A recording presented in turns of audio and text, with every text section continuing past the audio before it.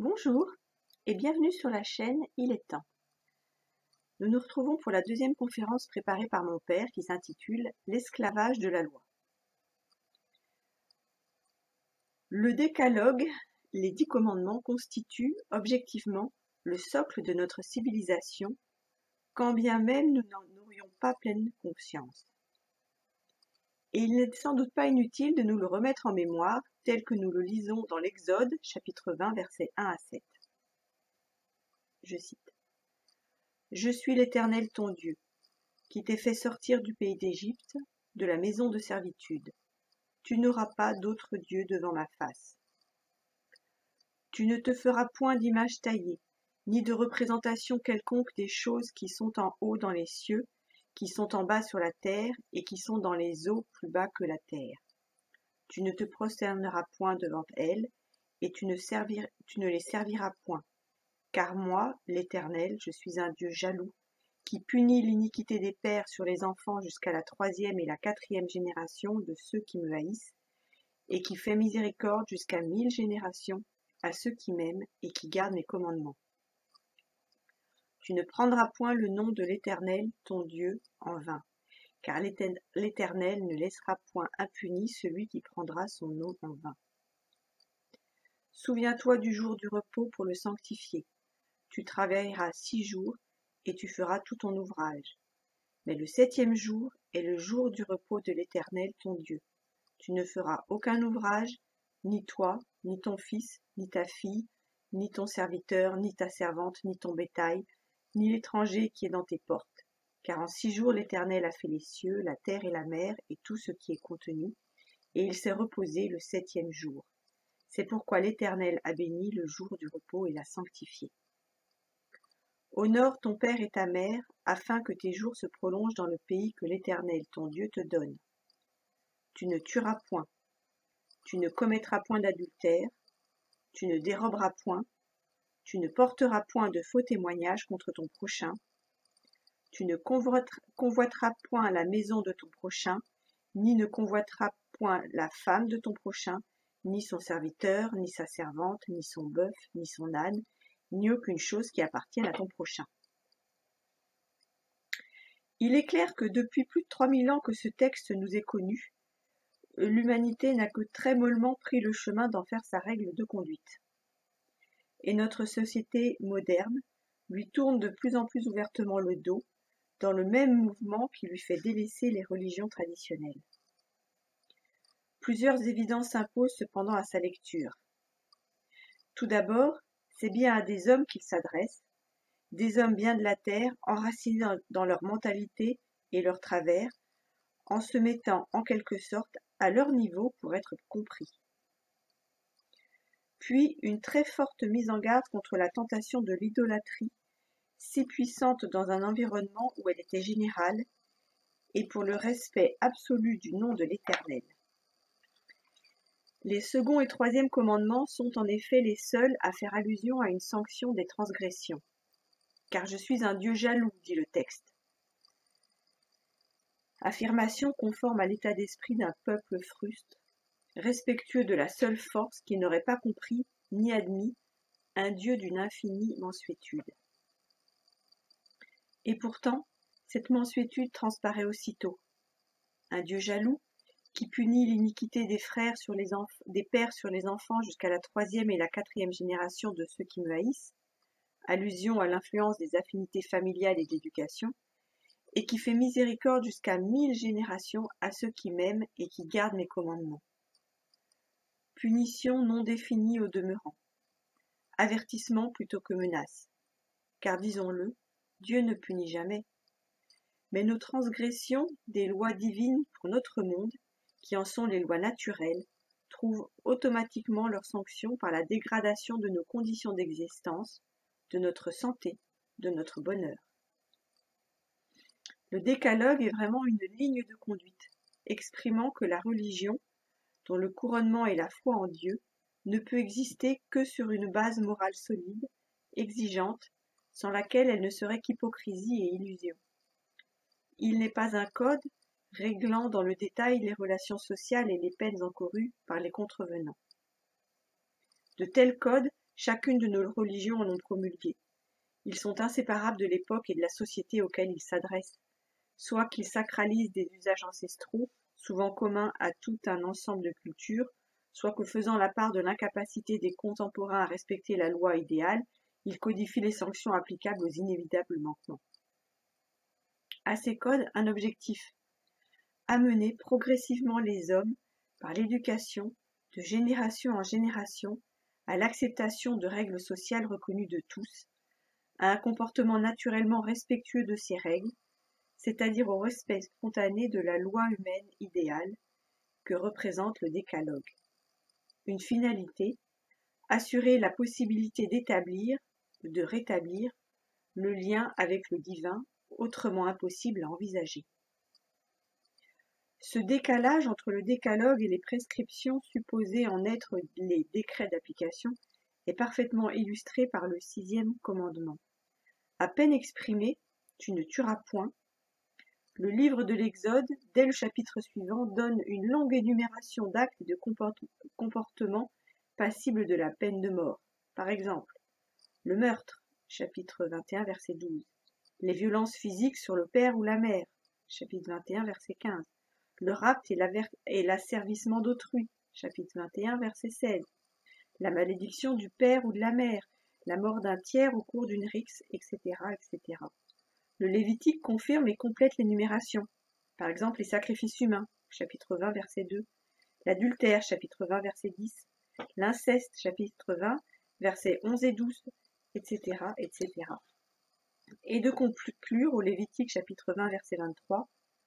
Vous ne suivrez point les usages des nations que je vais chasser devant vous, car elles ont fait toutes ces choses, et je les ai en abomination. Il s'agit bien de forger une manière d'être et de vivre différente des pratiques de l'époque et du lieu, afin de se rapprocher de Dieu.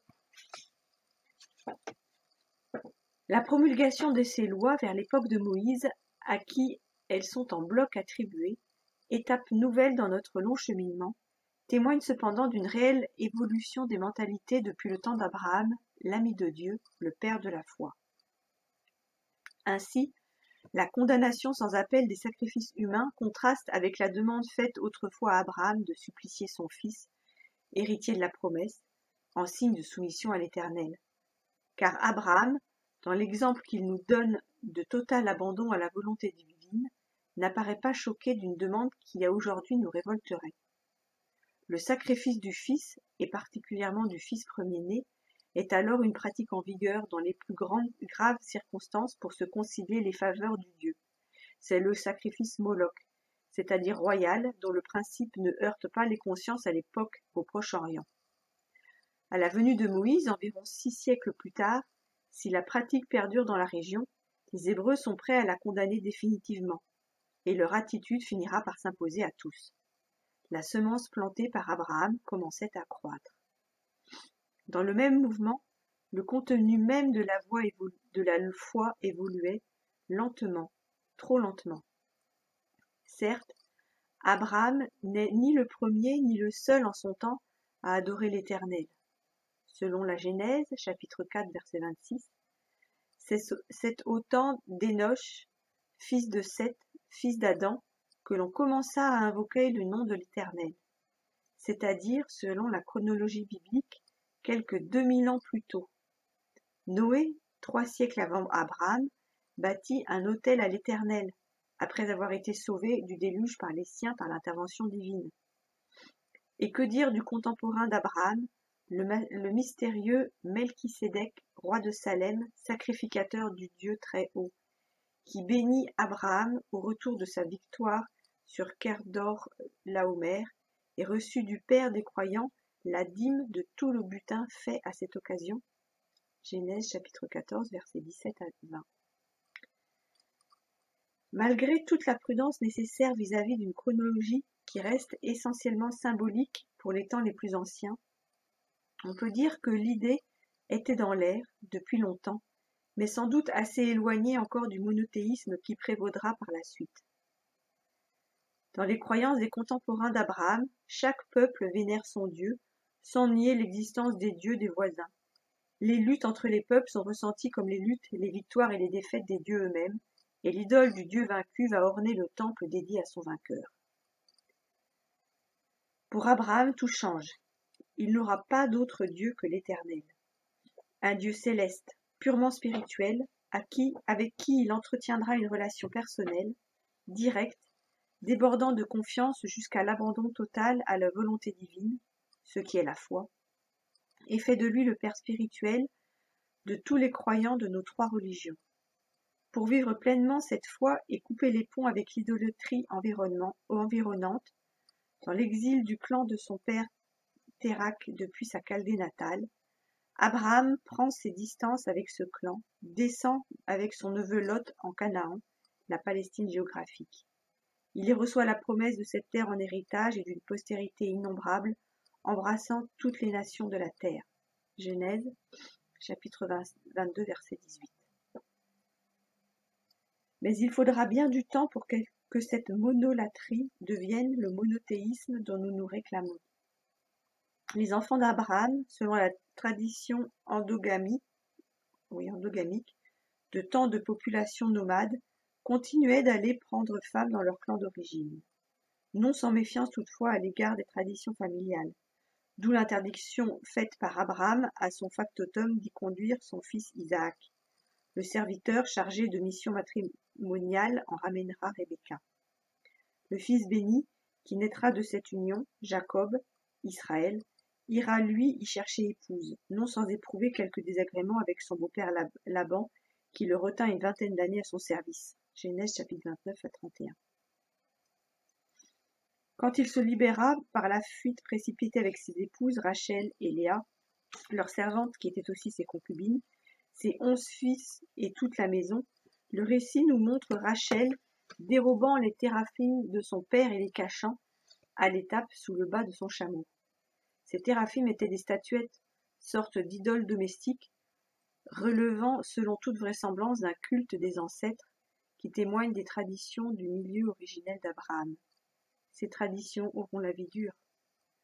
Sans revenir sur les reproches maintes fois répétés d'avoir multiplié et maintenu les hauts lieux, sites de culte impie, un seul fait met en évidence la lenteur désespérante de notre évolution. Après le long séjour en Égypte, après l'exode sous la conduite de Moïse, l'entrée en Canaan avec Josué, après le temps des juges, après l'instauration de la royauté au profit de Saoul, les téraphim sont toujours là. 7 ou 8 siècles se sont écoulés depuis Abraham, 4 environ depuis Moïse et le Décalogue. Seule différence, avec la sédentarisation du peuple élu, les statuettes portatives des nomades ont pris de l'ampleur. Milca, fille du roi Saoul, trompe les sbires de son père chargés par lui d'assassiner son mari David en cachant le séraphim dans le lit. Cela se passait environ 1000 ans avant notre ère.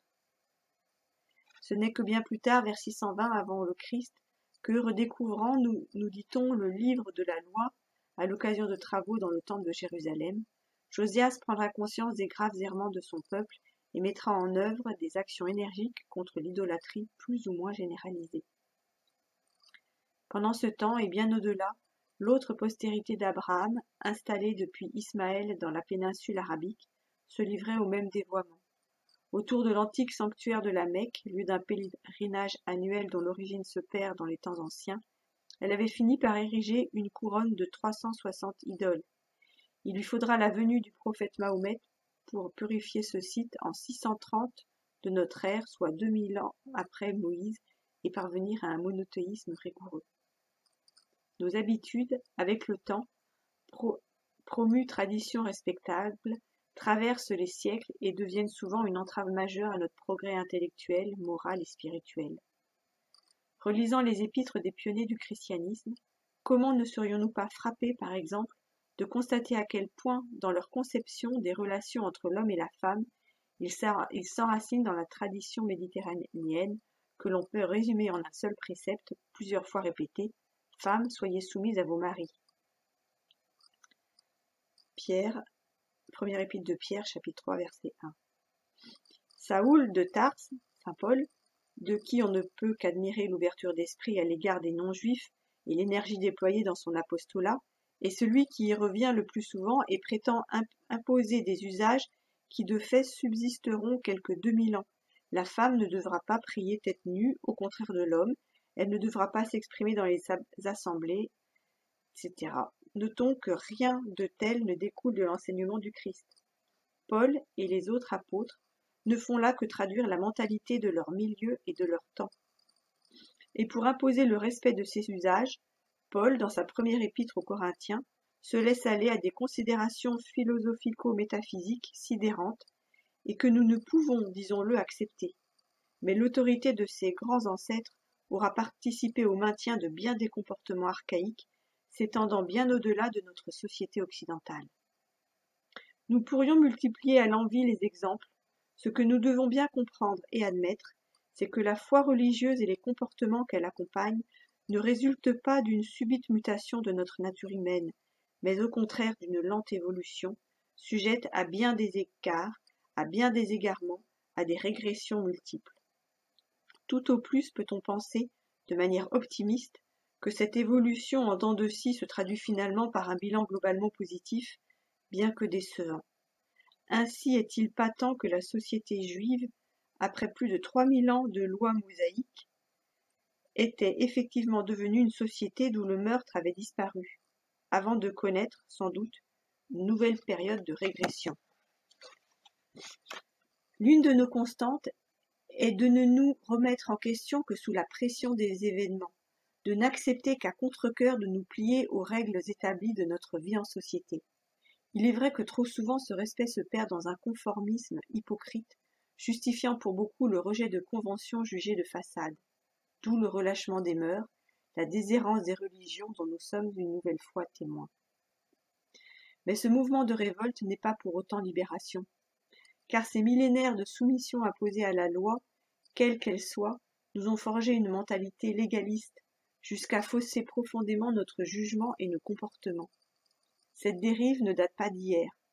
Pénétré de la certitude que ces malheurs venaient en punition de son éloignement de l'Éternel sur la voie tracée par les prophètes, le peuple élu s'est attaché, au fil des siècles, à scruter la loi afin de préciser, jusque dans les plus infimes détails, ce qui est permis et ce qui ne l'était pas, ce qui devait être considéré comme impur.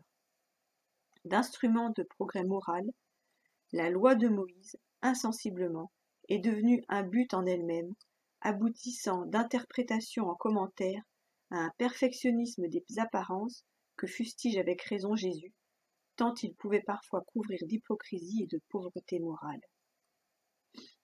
Rejetant ces excès formalistes, le monde chrétien a trop souvent cru pouvoir faire abstraction de cette loi, oubliant l'affirmation de Jésus, Matthieu chapitre 5 versets 17 à 18 et la suite, « Ne croyez pas que je sois venu pour abolir la loi et les prophètes.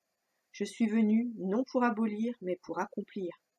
Car je vous le dis en vérité, tant que le ciel et la terre ne passeront point, il ne disparaîtra pas de la loi un seul iota ou un seul trait de lettre, jusqu'à ce que tout soit arrivé. » Jusqu'à ce que tout soit arrivé, accompli, c'est-à-dire devenu obsolète en tant que commandement, parce que naturellement respecté par une humanité enfin sortie de l'enfance. Pensez que Jésus explicite et développe ensuite longuement sur 30 versets, non pas en formulant de nouvelles lois, mais en fixant des objectifs qui vont bien au-delà de la lettre des préceptes mosaïques, vers une nouvelle manière d'être, vers cet homme nouveau que nous aurions dû devenir. Malheureusement, nous en sommes restés, quoique nous pensions, à une attitude archaïque, ne nous situant moralement que par rapport à la loi, dans son sens le plus large. Autrement dit, nous nous posons toujours la question, est-ce permis ou est-ce défendu? Quand ce devrait être, est-ce bien ou est-ce mal? Nous en sommes ainsi arrivés dans l'esprit de beaucoup, et peut-être du plus grand nombre, à penser que c'est la loi qui définit le bien et le mal, selon qu'elle permet ou non tel ou tel comportement, ce qui exprime une totale confusion, tant il est vrai que l'on peut faire le mal en toute légalité, spolier autrui, le persécuter, ou pire, muni des lois adéquates. Ainsi, tel mania de la finance, se considérant totalement innocent, pourra affirmer qu'il qu'il ne faut pas évoquer la morale au sujet de ses activités, qu'il n'a jamais rien fait d'illégal, ce qui sera sans doute vrai, nonobstant le fait que sa fortune colossale ne serait que le résultat de la ruine non moins colossale de quantité d'autres gens. La loi n'est qu'un garde-fou destiné à fixer les règles du jeu social pour limiter les débordements et les abus criants. Elle ne peut prétendre à la parfaite équité qui supposerait des prescriptions détaillées couvrant tous les cas particuliers possibles, autant que d'individus, autant dire une infinité. La loi ne peut fixer qu'un minimum de respect d'autrui, sans lequel la vie en société serait invivable. Et il est affligeant de constater, dès la promulgation d'une nouvelle loi censée améliorer les choses et prévenir les abus avérés, la ruée des professionnels de la chicane pour étudier les moyens légaux d'en contourner les dispositions pour satisfaire des intérêts particuliers. C'est ce que l'on appelle le droit, car le droit découle de la loi qui le définit, et c'est l'occasion d'une nouvelle dérive. Dès lors, en effet, que l'on s'est persuadé que ce qui est licite, c'est-à-dire permis par la loi, est, quoi qu'il advienne moralement irréprochable, la tentation est grande et le pas vite franchi de militer pour l'évolution de la loi dans le sens de ses propres aspirations, autrement dit, vers la conquête de nouveaux droits dans l'espérance d'un bonheur accru. Attitude tellement répandue qu'elle finit par sembler naturelle à la plupart, quand elle évoque pour nous la prédiction de Timothée dans sa 2e épître.